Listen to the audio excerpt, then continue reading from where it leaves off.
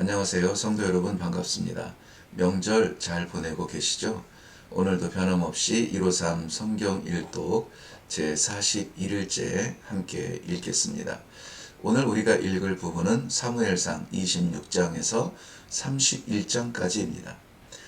사무엘 상권을 마치게 되는데요. 하나님을 찾는 사람과 사무엘을 찾는 사람의 결말을 보여줍니다.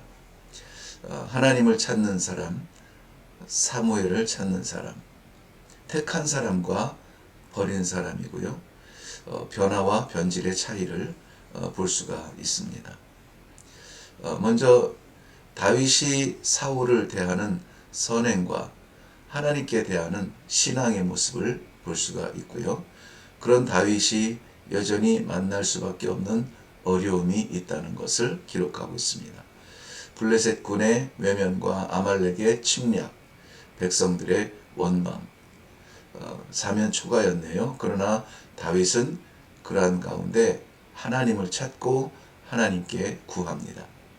이스라엘과 블레셋과의 전쟁 이야기가 기록이 되어져 있고요.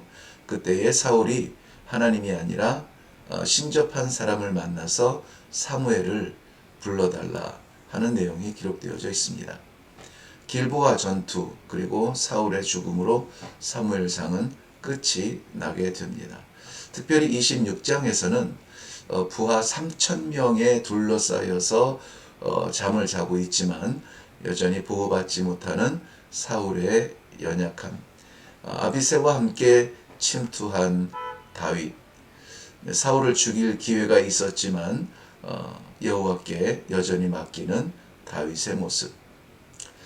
결말은 31장에서 나오죠. 사울은 이 일로 감동을 받아서 죽이려 쫓아왔던 다윗을 떠나게 됩니다. 사무엘상 27장입니다. 늘 국경 근처에서 기거하던 다윗이 왜 국경 근처에 있었는지 나눴죠. 이제는 아예 블레셋 땅으로 건너가서 도움을 요청합니다.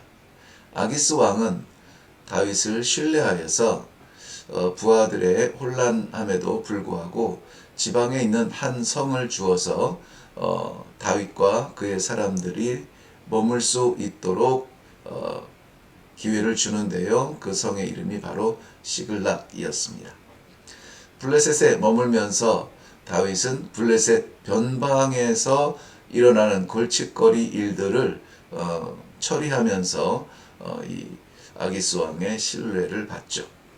아기스 왕의 생각은 이렇게 나를 위해서 충성하니까 이제는 이스라엘은 다윗을 완전히 버렸을 것이다.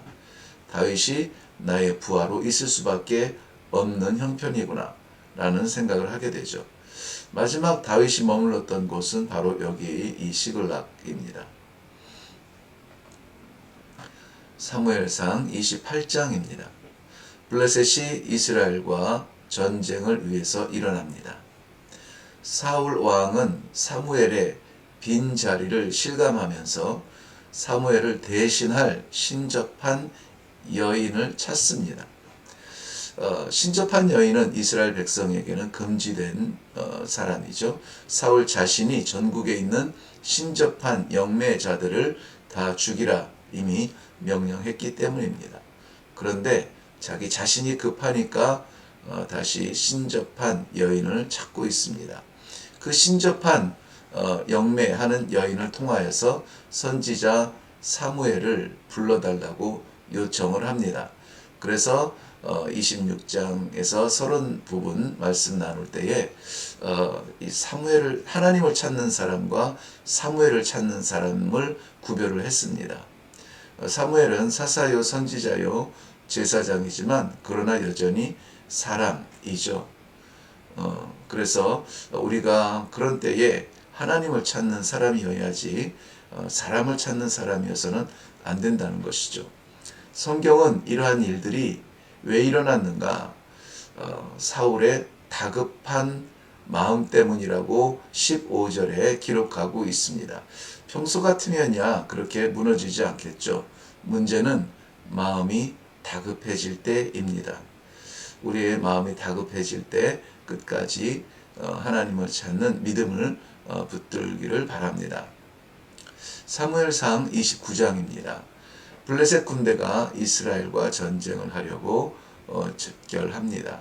전적으로 자기의 신하가 되었다고 여긴 아기스 왕은 다윗을 전장으로 불러서 함께 전투에 참여하기를 원합니다. 그런데 그 전쟁이 이스라엘과의 전쟁이었단 말이죠.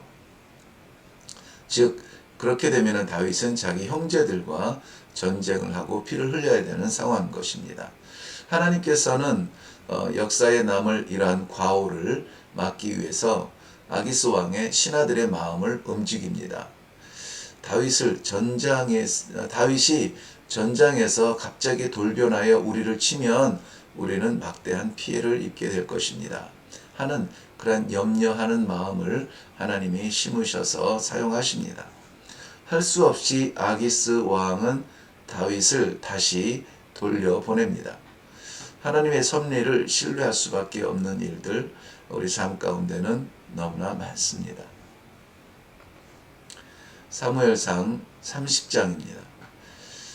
조금 전에 앞장에서 살폈던 그 전장에 참여하기 위해서 시글락 성을 떠난 다윗과 그의 군사들, 성을 잠시 비우고 돌아왔는데 아말렉 사람들이 다윗의 시글락 성을 쳐서 불태우고 모든 사람을 포로로 끌고 갔습니다. 이것도 문제이거니와 더욱 심각한 것은 다윗의 군사들은 자기 식구들과 재산 모두를 잃은 좌절에 통곡을 합니다. 그리고 그 화살은 다윗에게로 돌아갑니다. 전쟁에 참여하자고 자기들을 이끌고 나간 다윗을 원망하는 것입니다. 백성들은 돌을 들어 다윗을 치려고 합니다.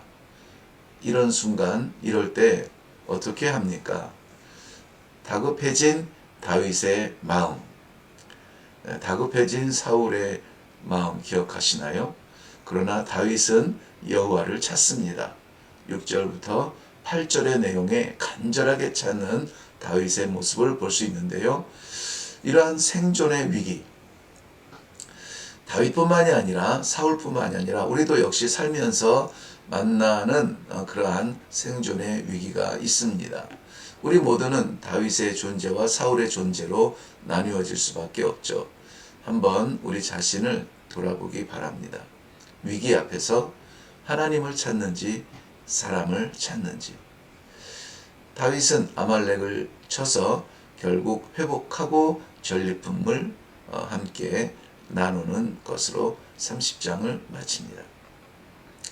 네, 사무엘상 31장입니다. 길보아 산의 전투, 잊지 못할 전투죠.